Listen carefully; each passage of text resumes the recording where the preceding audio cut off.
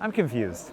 I was just reading a letter written by Tom Clancy to his friends in 1985, right after he published The Hunt for Red October, and ended up having quite the surreal experience afterwards, getting invited to lunch at the Pentagon and then later to multiple events at the White House. It was entertaining, a little concerning, but it was, what most confused me was we used to really admire people who made things of substance. And I'm not 100% sure that we do that anymore. Do we do that anymore? By contrast, today, I mean, you know where I'm going with this. It feels like we give all of our attention and accolades to the most outlandish, ridiculous, offensive, rage-baity stuff, and don't really spend a whole lot of time in substantive space. We're letting go of literature, music, and film. I mean, at least the ways that we grew up with. I don't know if I can argue for the value of it either way. There have been a lot of arguments about how a lot of those arenas have just been degrading in quality for a while as well. But the rise of generative AI and the commodification of our entertainment, it leaves me kind of concerned because I've always wanted to participate in the creative space. I've always wanted to make movies. I really enjoyed writing books. I have more books I'd like to write. But when there's an absolute flood of content, when the barrier to entry to making stuff is so low that really you spend your time watching cat videos produced by millions of people around the world instead of, I don't know, sitting down and watching a movie or reading a book, it gets harder and harder to imagine a future where that time is going to be justified and well spent. And now, with the rise of generative AI and the very real possibility that in the next 2 years, you'll have bots that'll just create a movie or a book or anything you want from scratch, specifically to fit your preferences and your needs, your wants, your whatever. Same with influencers. You're gonna have generated influencers that look and feel very real, but are very personalized and can relate directly to you. We were just talking about like the example of like, imagine you're scrolling through threads and you see somebody with a before and after picture that really inspires you. And you're like, oh, I wanna know exactly how they did that. I want the plan, I want everything. And you're able to have a fitness influencer that takes on that skin, or maybe that was AI in the first place. They give you your nutrition plan, your workout plan, they motivate you, they send you little videos saying you can do it, whatever. All of a sudden you have a one-to-one relationship, and now fitness influencers and maybe even personal trainers are just gone. We're walking into a world we don't fully understand, and I don't feel like we're having enough conversations about it, and maybe this video ends up being kind of depressing as a result. But these are some of my thoughts relating to all of this, and we'll see how cogent they really are. I think the gold rush of being a content creator may be over, which I know is an unpopular thing to say because a lot of people still hope to make it in that space, in this space. It's a space that I've enjoyed and that I hope I can make it. I'm still in it. I'm still trying. I'm still working really hard. But what's interesting about this problem is not only will you end up competing with AI influencers, it's now going to be the companies that own those AI influencers. Like, you're not directly competing one-to-one with them as individuals. It's an IP thing. Intellectual property. It's a rush to own those personalities, those brands, to develop them and to develop as many of them as possible. And that floods the marketplace. And you might be saying, well, hey, being a content creator or being an artist, maybe it's a good thing that we're not making a living off that stuff anyways. It should be for the art. Like, you can go make your living elsewhere and then do it on the side, which I don't think is a totally invalid argument. I don't agree with it. I think that people should be compensated for their work, whatever that looks like. And if it brings you value, you should pay for that in one way or another. But what's scarier about it, I think, is that you might be forgetting that it's not just creative jobs going away, it's everyone's jobs. Lawyers are already being unseated by this, designers, developers, like there are a lot of different kinds of jobs that might just be going away underneath our very noses in this moment. And all of a sudden, it's not just a problem about making money in art, it's that nobody has money to spend on art anymore, because what are they doing for work? I said that this might end up being kind of a depressing video. Sorry to bring it up, but I don't feel like we're talking about this nearly enough.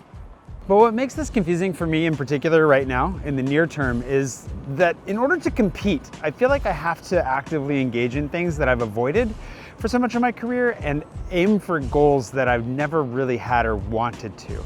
But I'm recognizing that I have to. The name of the game is attention. How do you get attention? I've never been much of one to be out there seeking it. I've kind of actively avoided it, despite the fact that obviously my business still relies on it, like the YouTube side of things and whatnot. But I've never angled for the clickbait. I've never tried to get into the spiral of making the trendiest or the fastest thing possible in the moment.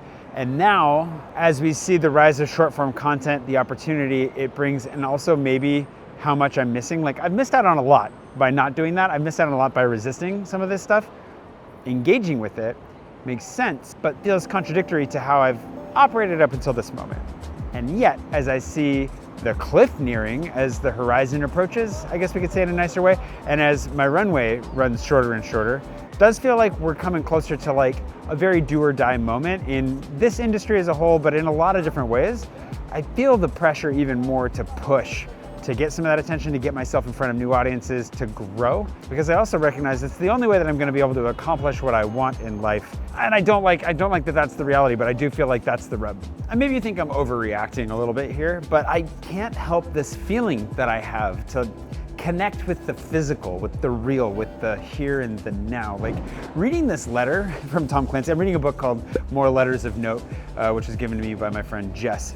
Great gift, full of letters from all across history that are just very interesting for a variety of reasons. And the funny thing about it is that like it really is connecting to this feeling that I've had for a while now of being tired of not owning anything, being tired of having to pay subscriptions for everything, for online services, for streaming, for not having physical media and physical spaces to spend time with friends. That's one of the things that I love about Paris, and one of the reasons that I love living here so much, is that we still do have like a cafe culture and the places to meet outside of our homes where we can just spend time together and chill. And it's still ingrained in the culture. It's not like a get in, get your thing, and get out vibe. I realize this is kind of a morass of feelings right now, but I also kind of wanted to just put this out there because I know that I'm not alone. And also, I gotta find the right way to articulate this, or it very well might drive me crazy. I realize I'm tugging at a rat's nest here with a lot of different potential topics all in one. So let's bring this back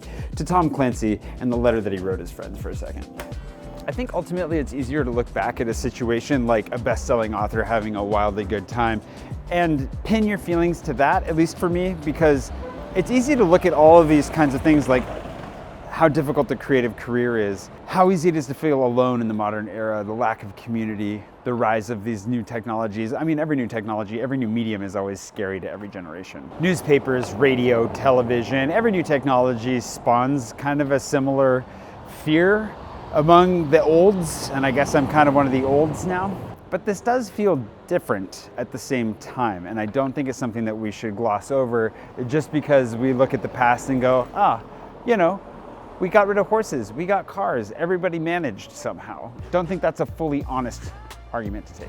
It's easy to feel overwhelmed by pretty much any single issue that I've touched on in this video, and I feel like I could go do a deep dive on any and all of them just because I think about this all the time, but I don't want to leave it there. I don't know that there's an easy solution, and I do personally feel a little bit powerless in the face of all of this, especially because all the generative AI is just stealing everything that people like I make, people like me makes, people grammatically, you know what I mean. And it doesn't feel like there's anything I can do about it. I'm actually thinking about, like, as I work on my books and I write for the future, how do I keep this off the internet? Like, how do I keep it from being connected and sucked into some model that's gonna just chew it up and spit it out and abuse it and whatever else? And so it can be really easy to feel like there's nothing we can do. But I don't think that's the case. And the answer, I think, lies in one of the things that I've touched on a few times in this video, and I've been thinking about it a lot for years now, and that's a sense of like actual real community in meat space.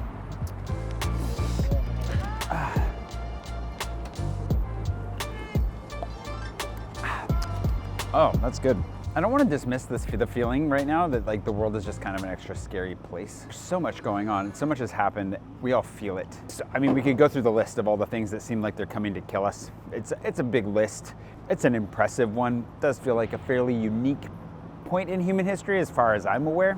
And especially because it all feels very big, it can feel overwhelming and it can drive us to complacency. I actually posted the title of this video, like, does anyone feel an overwhelming sense of dread on Threads? And I saw some responses there, but also that ended up sparking a whole bunch of different stuff within the algorithm. So I saw a lot of like millennial malaise and all kinds of other things popping up. And it's both interesting and also kind of like tragic, I think, because one of the threads that I saw, no pun intended, but one of the threads that I saw through it all was a sense of like helplessness that leads to doing nothing. And I feel like that's probably the worst result possible. If not for the global community, definitely for the individual and the local community.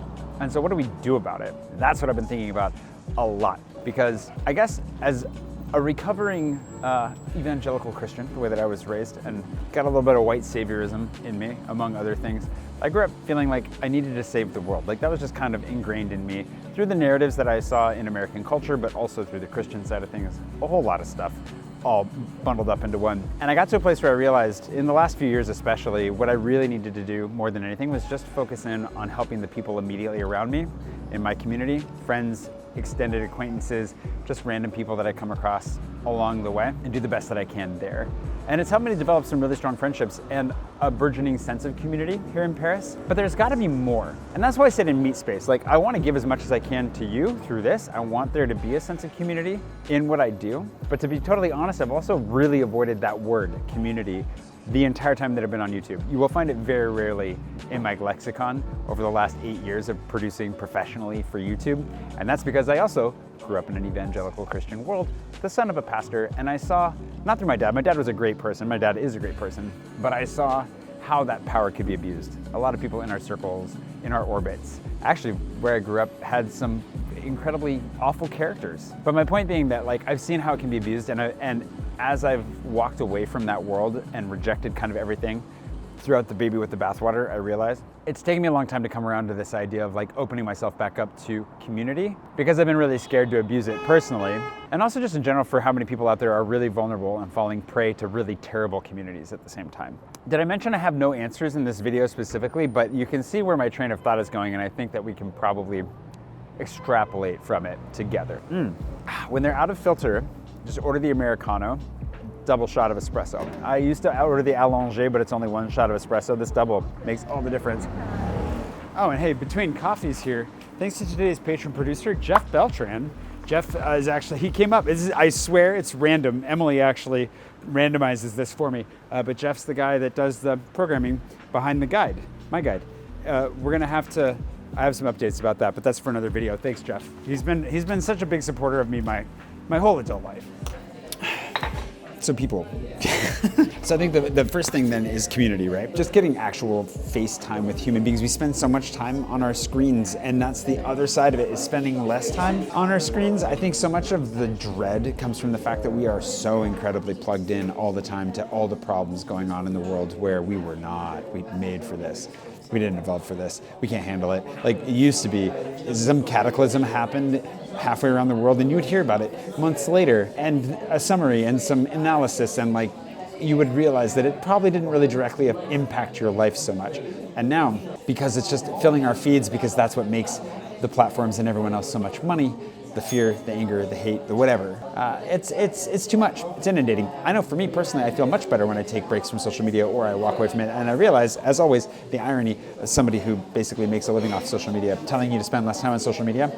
But I really think it's good for all of us. It's better for us that way. So spend more time with real humans, get a hug, go have a drink with somebody that you can have a conversation with, maybe cry on their shoulder, and then, sign out of Instagram and Twitter, especially Twitter and Threads and all of it, and take care of yourself. I think that's my point for this week. I promised it would be depressing, but maybe hopefully a little bit less depressing that way. Thanks for watching. Thanks to my patrons for making this possible. I feel like this would have been a perfect video to make a very specific pitch to become a patron of mine, to support me, because who knows what the future looks like, and if you want me to keep making these silly, angsty videos, it'd be really helpful if you actually could jump in and directly support me that way, get some bonuses and perks. But also, as always, if you can't afford to, don't do it. I'm only for people who can afford to pitch in and help a little bit. I know times are tight for so many of us right now. Hope I can just be here and hang out with you this way, and I'll see you again very soon.